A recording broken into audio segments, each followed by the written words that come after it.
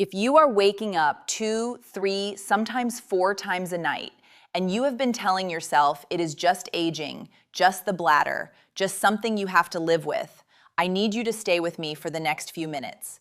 Because what your body is doing at night is not random. It is communicating. And the message is more important than most men over 60 have ever been told. I'm Dr. Emily Carter, and I've spent years working with men who came to me exhausted, frustrated, and resigned.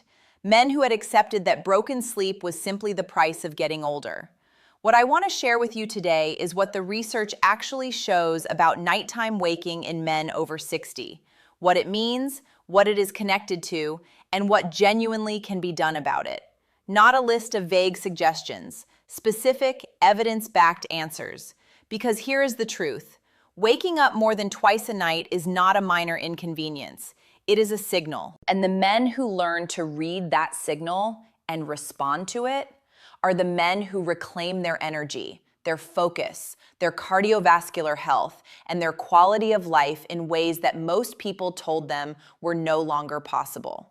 Before we go further, leave a comment below and tell me one thing you've accepted about your sleep after 60 that you're not entirely sure you should have accepted.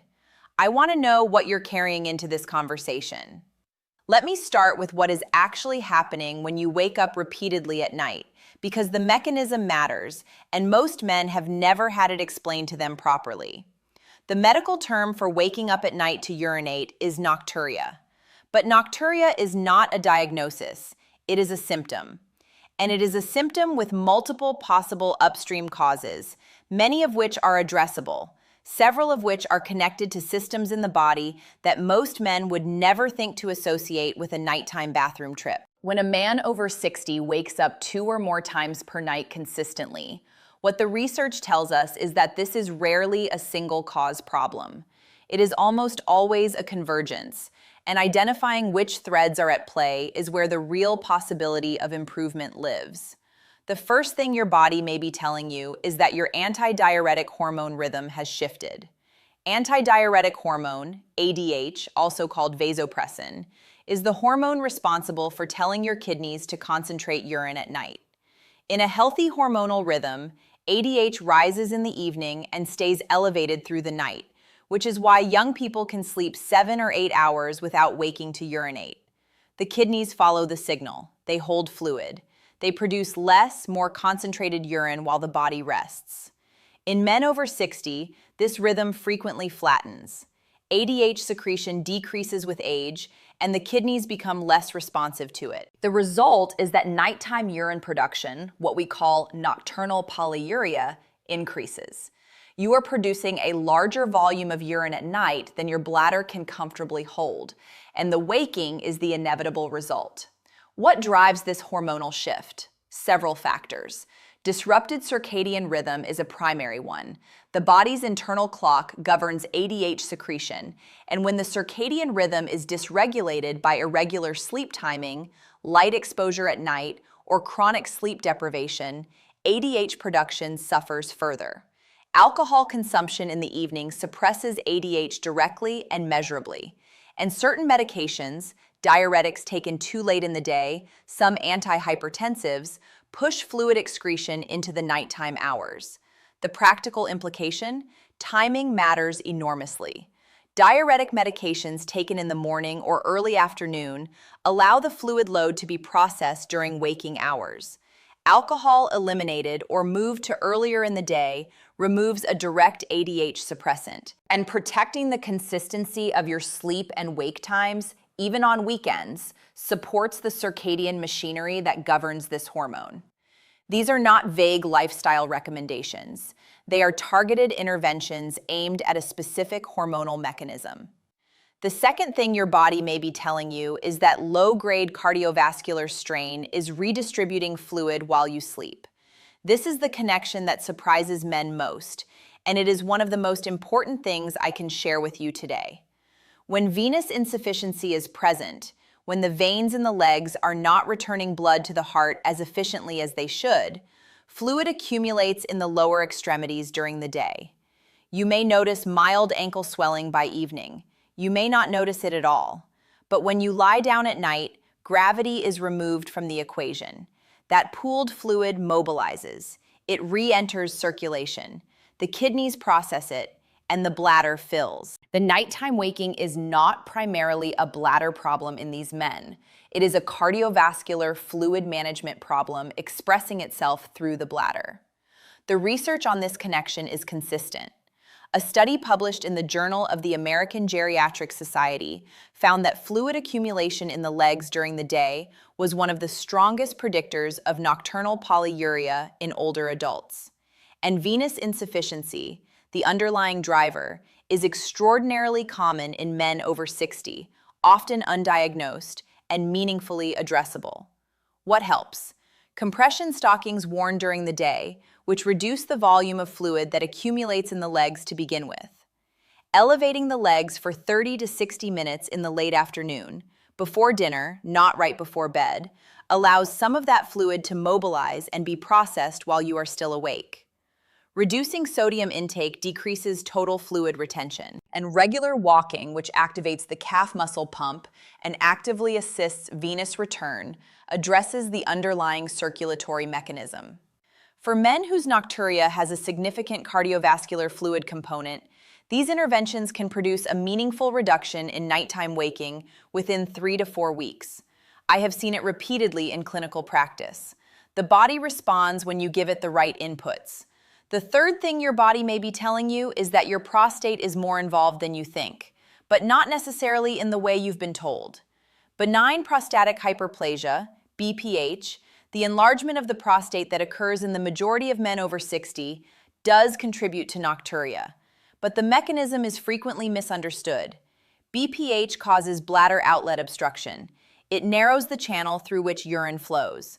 Over time, the bladder adapts to pushing against that obstruction by thickening its walls and becoming, in medical terms, overactive. An overactive bladder is one that sends urgency signals at lower fill volumes than it should. The result is not simply that you need to urinate more, it is that your bladder tells you it is full when it is not anywhere close to full. This distinction matters because it changes the intervention. If the problem were purely mechanical obstruction, the solution would be purely mechanical. But when the bladder itself has become hyper-responsive, there are behavioral and physiological levers available that many men have never been offered. Bladder retraining, the practice of gradually extending the interval between urination during the day, has solid evidence behind it for reducing nocturia in men with BPH-related bladder overactivity. The principle is that the bladder, like any muscle, responds to training. When you urinate at the first whisper of urgency every time, you reinforce a low threshold response. When you practice mild, controlled delay, adding 5 minutes, then 10, over weeks, you gradually recalibrate the urgency threshold upward. A 2010 Cochrane review found that bladder training produced clinically significant improvements in urinary frequency and urgency in men with lower urinary tract symptoms. The anti-inflammatory dimension of prostate health is also directly relevant here. As I discussed, BPH has a significant inflammatory component, and the dietary patterns that reduce systemic inflammation, Mediterranean-style eating, reduction of processed foods, adequate omega-3 intake, have been associated in multiple studies with lower rates of BPH symptom progression. This is not a bypass of medical treatment when medical treatment is indicated. It is a genuine adjunct that addresses the inflammatory driver. The fourth thing your body may be telling you is that your sleep architecture itself has deteriorated, and this is both a cause and a consequence of nighttime waking. Sleep is not a uniform state. It cycles through stages: light sleep, deep slow-wave sleep, and REM sleep, in roughly 90-minute cycles across the night. Deep sleep is where the most restorative biological work happens. Growth hormone secretion, cellular repair, immune function, inflammatory regulation, and memory consolidation all occur predominantly in deep slow-wave sleep. In men over 60, deep sleep naturally decreases. But the research shows that this decrease is accelerated, often dramatically, by several modifiable factors. Sleep apnea is among the most significant. Obstructive sleep apnea, in which the airway partially or fully collapses during sleep, causing oxygen drops and brief arousals, is present in an estimated 30 to 40% of men over 60, and the majority of those men are undiagnosed. Sleep apnea fragments sleep architecture, eliminates deep sleep, and triggers repeated nighttime awakenings that men often attribute to the need to urinate rather than to the respiratory event that actually woke them. The clinical signal for sleep apnea: waking feeling unrefreshed despite apparently adequate hours in bed, daytime fatigue and cognitive fog, loud snoring reported by a partner, and waking with a dry mouth or headache. If these are present alongside your nighttime waking, a sleep study, which can now be done at home with a simple device, is not optional. It is essential. Untreated sleep apnea is associated with significantly elevated rates of hypertension, atrial fibrillation, type 2 diabetes, and cardiovascular events. Treating it changes the trajectory of health in ways that go far beyond sleep quality. Beyond apnea, the factors that most degrade sleep architecture in men over 60 are alcohol, which suppresses REM sleep and deep sleep even in moderate amounts; evening light exposure from screens, which suppresses melatonin and delays the onset of deep sleep stages; elevated evening cortisol from chronic psychological stress; and inconsistent sleep timing that prevents the circadian consolidation of sleep stages. Melatonin production declines with age. The pineal gland produces significantly less melatonin in men over 60 than in younger men. Low-dose melatonin supplementation, between 0.5 and 1 milligram, taken 60 to 90 minutes before your target sleep time, has reasonable evidence for improving sleep onset and modestly supporting sleep architecture in older adults. The key is low dose. Higher doses do not produce better results and may cause morning grogginess. The fifth thing your body may be telling you is that elevated blood sugar or early insulin resistance is contributing to your nighttime symptoms in a way that is almost never discussed. Elevated blood glucose causes the kidneys to excrete more water in order to eliminate the excess sugar, a process called osmotic diuresis. This increases urine production around the clock, including at night. Men with uncontrolled or poorly controlled type 2 diabetes, as well as men with prediabetes, a condition affecting an estimated 1 in 3 American adults over 60, frequently experience increased urinary frequency and nocturia as a direct metabolic consequence, without any primary bladder or prostate pathology. Beyond the direct effect on urine production, chronically elevated blood sugar drives systemic inflammation, worsens endothelial function, contributes to the venous insufficiency and fluid accumulation we discussed earlier, and impairs sleep architecture through its effects on cortisol and stress hormones. It is a thread that connects multiple aspects of the nighttime waking picture. The practical implication: if you have not had a fasting glucose and HbA1c checked recently, this is worth doing. Prediabetes is reversible in the majority of cases through lifestyle intervention, particularly the reduction of refined carbohydrates and sugar, regular physical activity, and weight management. And the effects on nighttime urinary frequency when blood sugar improves are often significant and relatively rapid. Now let me bring all of this into a practical daily framework, because understanding the mechanisms is only valuable if it translates into action. Morning. Take any diuretic medications in the morning, not the evening. A 30-minute walk, which supports venous return, insulin sensitivity, and circadian rhythm simultaneously. Breakfast oriented away from refined carbohydrates and toward protein, healthy fat, and fiber. Afternoon. If you experience ankle swelling or suspect venous insufficiency, elevate your legs for 30 to 60 minutes between 3 and 5 in the afternoon. This is the window where fluid mobilization before sleep is most beneficial.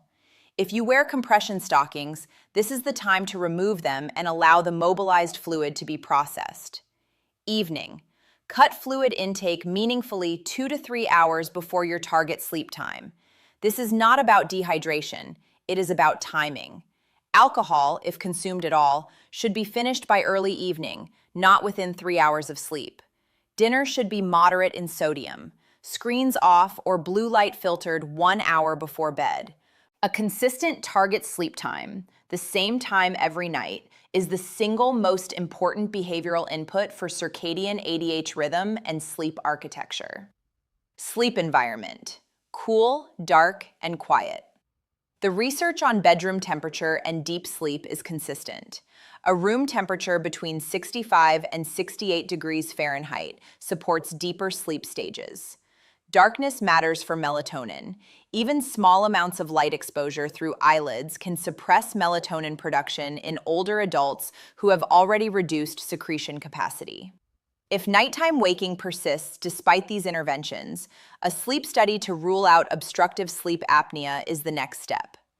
It is a simple, non-invasive test, and the downstream effects of identifying and treating apnea on sleep quality, cardiovascular risk, metabolic health, and daily cognitive function are among the most significant health improvements a man over 60 can make. I want to speak directly to something I hear from men when this conversation gets to the point of action. They say, "I've been sleeping like this for years. I'm not sure anything is going to change it." And I want to meet that with honesty and with evidence. The research does not show that nighttime waking in men over 60 is fixed. It shows that when the underlying drivers are identified and addressed, hormonal rhythm, fluid dynamics, prostate inflammation, sleep architecture, metabolic health, the majority of men experience meaningful improvement. Not overnight, not without consistency, but real, measurable, life quality changing improvement. Multiple controlled trials show reductions in nighttime waking episodes of 40 to 60% with targeted behavioral and lifestyle intervention. That is not a marginal effect. That is the difference between waking once and waking 3 times. The difference between restorative sleep and the exhausted fog that so many men over 60 have come to accept as normal. Your body has more capacity than you've been told. The signals it is sending you at night are not a final verdict. They are information. And information, when you know how to use it, is the beginning of change. If there is a man in your life who has given up on his sleep, who gets through the day on exhaustion and caffeine, and has stopped believing that rest is something he can reclaim, share this video with him. Because giving up on sleep is giving up on everything sleep protects, and that is not a trade worth making. I'm Dr. Emily Carter. What I want you to carry from today is this: waking up more than twice a night is your body asking for something specific, and the research gives us a clear map of what that something is and how to provide it at any age after 60. Take care of yourself, and I'll see you in the next one.